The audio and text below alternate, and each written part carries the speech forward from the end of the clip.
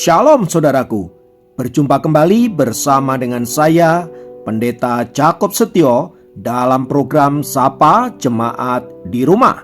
Mari kita masuk dalam hadirat Tuhan, kita berdoa, mohon penyertaan dan berkat Allah dicurahkan atas kita. Bapa, kami menyerahkan waktu renungan firman Tuhan kali ini ke dalam tangan kasih-Mu. Mohon hikmat-Mu, mohon pencerahan daripadamu. Biarlah kami mengerti akan kehendak-Mu, supaya sepanjang hari ini menjadi hari yang diberkati, di mana kami boleh hidup seturut dengan kehendak-Mu. Berfirmanlah Tuhan, kami siap diberkati. Di dalam nama Yesus kami berdoa dan bersyukur kepadamu. Haleluya, amin. Firman Tuhan kali ini saya ambil dari Amos pasal yang kelima ayat yang keempat. Saya ulangi, Amos pasal kelima ayat yang keempat berkata, "Sebab beginilah firman Tuhan kepada kaum Israel, carilah aku maka kamu akan hidup." Saudaraku yang dikasihi Kristus, dalam hidup ini kita seringkali diperhadapkan dengan apa yang namanya pilihan-pilihan.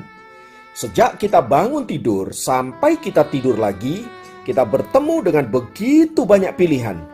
Dan kita harus membuat keputusan yang tepat terhadap pilihan-pilihan yang ada tersebut. Mengapa? Karena setiap pilihan pasti ada konsekuensinya, ada akibatnya. Tak jarang ketika kita membuat pilihan yang salah, menyebabkan hidup kita menderita. Sebagai contoh, misalnya kita salah makan. Paling tidak kita akan menderita 3 hari mencret-mencret misalnya, atau sakit perut dan lain sebagainya. Atau kita membuat keputusan yang salah dengan potong rambut atau gaya rambut. Paling tidak kita membutuhkan waktu 3 bulan agar rambut itu panjang kembali. Dan kita pasti akan sangat tersiksa selama waktu itu. Atau mungkin ada hal yang lain, misalnya berkaitan dengan pilihan tentang pasangan hidup. Kalau kita salah memilih pasangan hidup, maka kita akan menderita seumur hidup kita. Dan itu tentu sangat menyiksa. Terlebih lagi kalau kita salah dalam hal memilih juru selamat, maka kita akan menderita untuk selama-lamanya.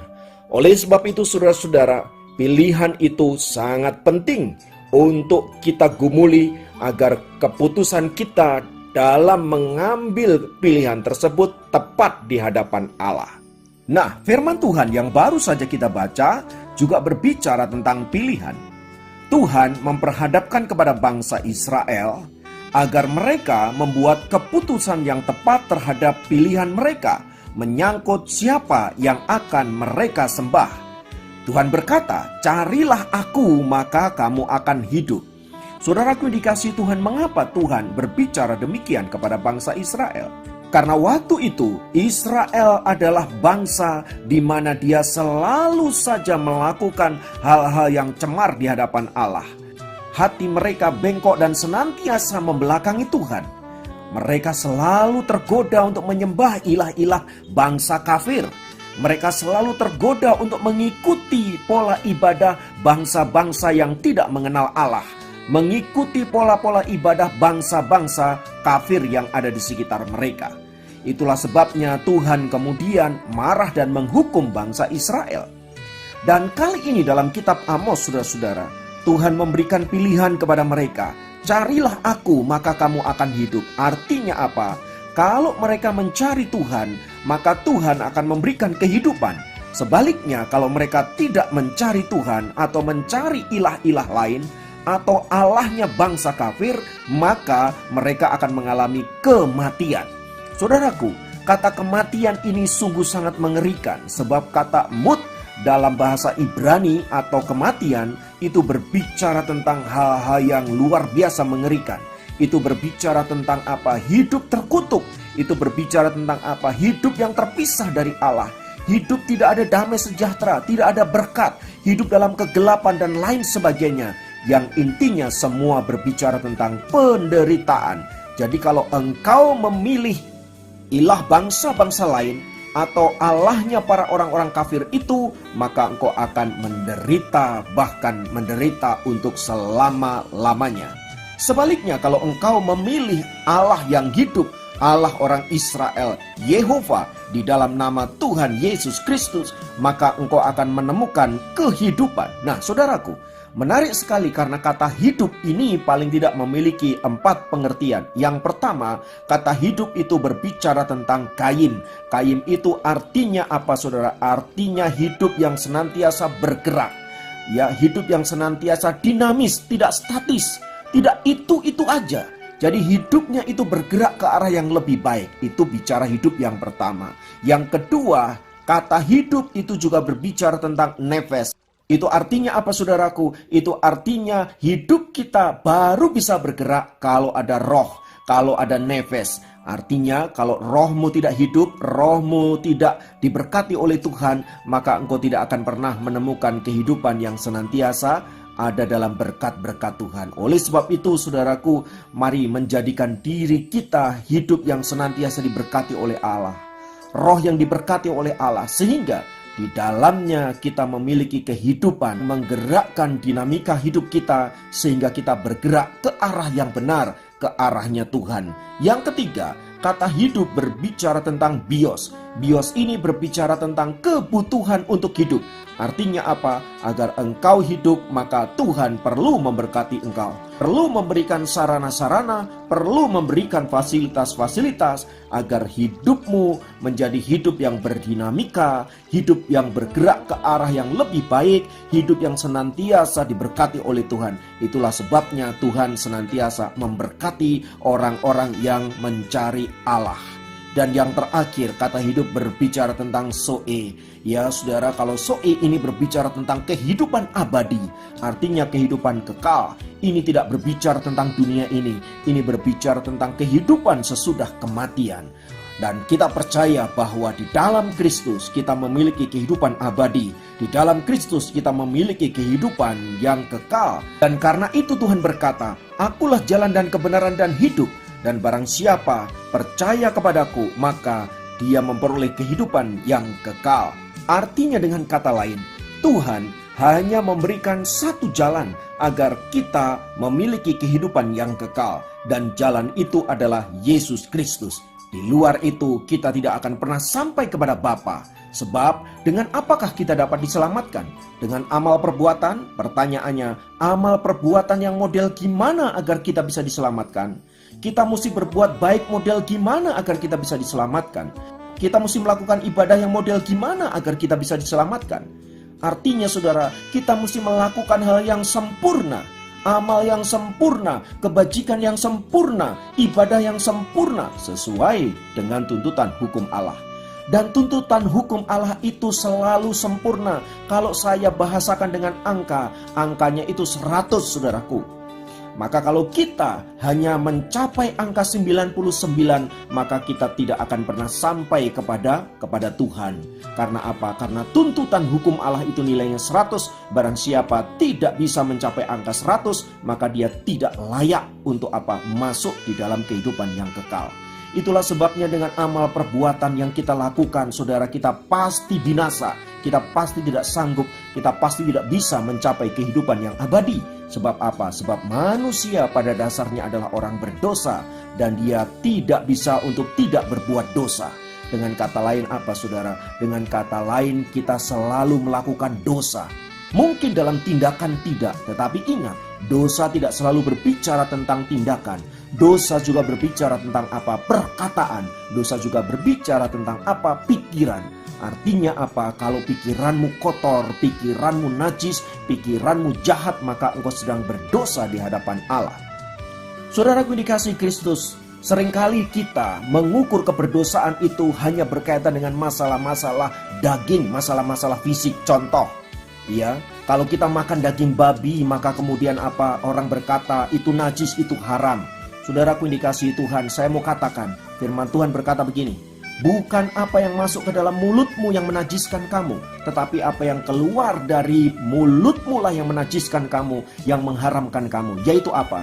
Yaitu perkataan yang kotor, yaitu sumpah serapah, yaitu makian, dan berbagai-bagai kata jahat yang keluar dari mulut kita. Sebab Apa yang keluar dari mulut kita, yaitu kata-kata yang jahat, yang kotor, yang najis tadi, saudara-saudara, itu semua keluar dari hatimu, keluar dari pikiranmu. Jadi saudaraku, bukan apa yang masuk ke dalam mulut, sebab apa yang masuk ke dalam mulut, saudaraku, itu akan turun ke bawah dan dibuang ke jamban, dan itu tidak akan pernah menajiskan orang.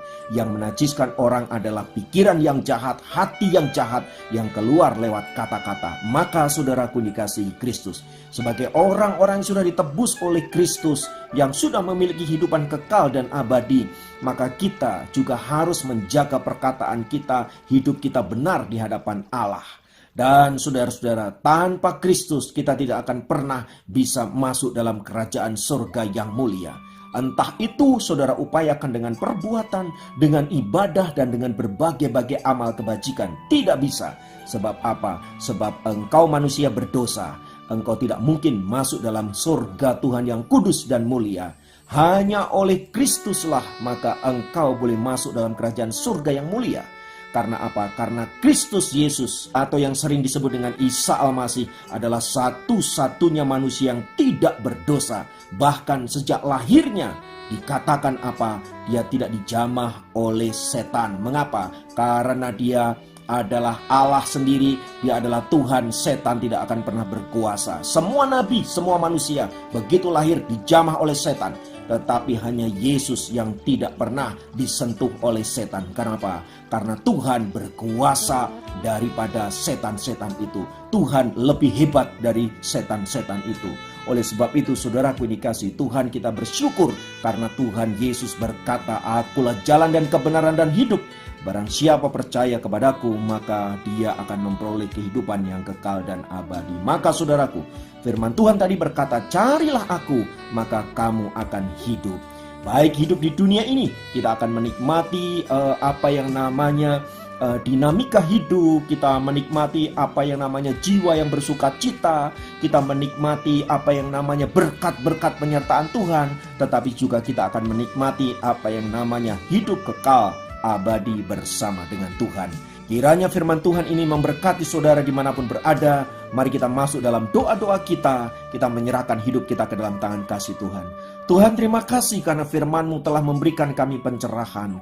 Engkau berkata, "Carilah aku, maka kamu akan hidup." Tuhan, ampuni kami kalau selama ini kami tidak mencari Tuhan. Selama ini kami mencari ego kami mencari kepuasan duniawi kami mencari keinginan kami sendiri. Kami melupakan bahwa Engkaulah Allah yang berkuasa dalam hidup kami. Maka sekarang Tuhan, kami mau kembali kepadamu dan menyerahkan hidup kami hanya kepada Tuhan. Dan biarlah hidup kami senantiasa berkenan di hadapan-Mu sampai kami boleh mengalami berkat-berkat ilahi dinyatakan dalam hidup kami, yaitu hidup kekal dan abadi. Terpujilah nama Tuhan kekal selamanya dalam nama Yesus. Haleluya. Amin. Dapat memberkati Anda dimanapun berada. Sampai jumpa dalam program Sapa Jemaat yang lain.